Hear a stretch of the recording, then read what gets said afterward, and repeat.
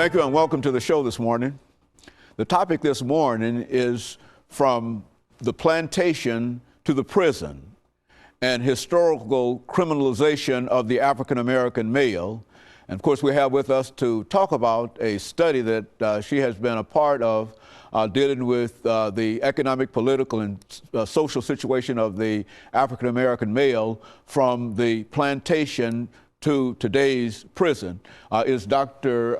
DBurris-Kitchen. And of course, Dr. Kitchen, let me welcome you to the show this morning and tell you again how delighted we are to have you, because I think that you were with us earlier and you gave us an excellent understanding of the African American situation.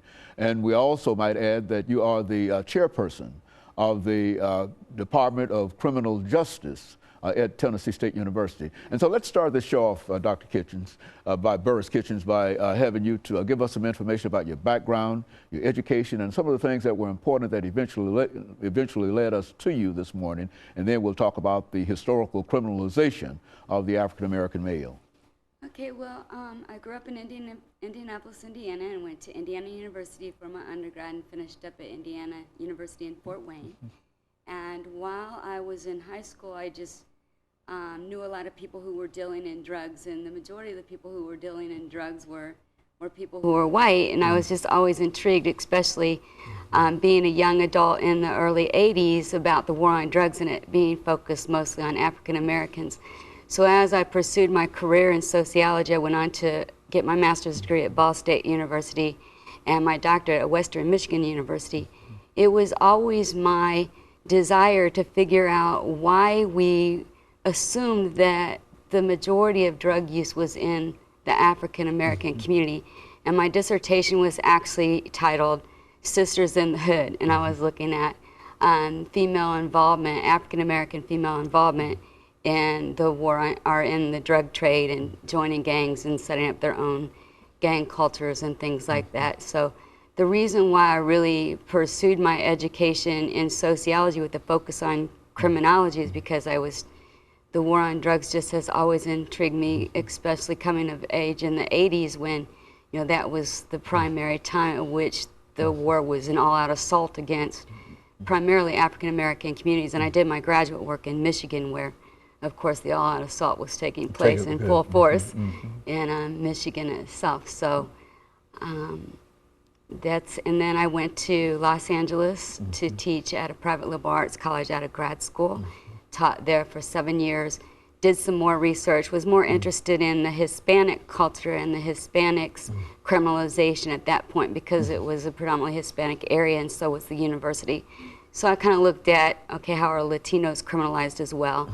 And I taught ethnic relations, which gave me a good opportunity to dive into kind of the histories of different ethnic groups and how they have been criminalized and treated and stereotyped throughout the American history and the American justice system. And then, of course, I came to TSU in 2001, and being a predominantly African-American university, I got back to pursuing my interest on the history of the criminalization of African-Americans, and have since done a couple of publications, and one in an African-American handbook that was edited by Dr. Robert Hampton, who's one of our colleagues at Tennessee State University. And I just finished up this work that you discussed earlier in the introduction that I just submitted for publication. I'm not sure how that's going to come out yet. Let's look at that, Dr. Burris-Kitchen. We talk about from plantation to the prison. Let's give our audience some ideas, and I'm not exactly sure how much time we have in this first segment yet. Let's give our audience some idea about the criminalization of Africans during the slavery period on the plantation situation.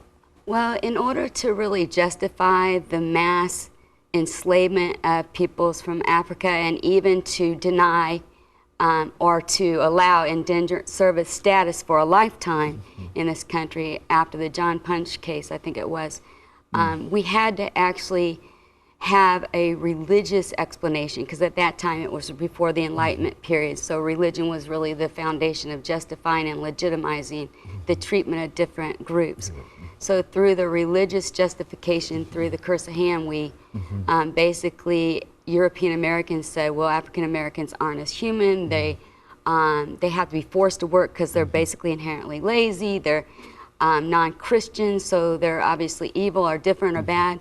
So the bifurcation of good and evil with white and black came to play during slavery, and I think that continues to come into play throughout American Okay, very history. good. And of course, let's take time for this first commercial break, and then we'll come back and we'll allow you not only to talk about that as a means of criminalization, but how that progressed and give us some numbers in reference to it. Absolutely. Of course, we'll be back with our audience following this very, very short commercial break.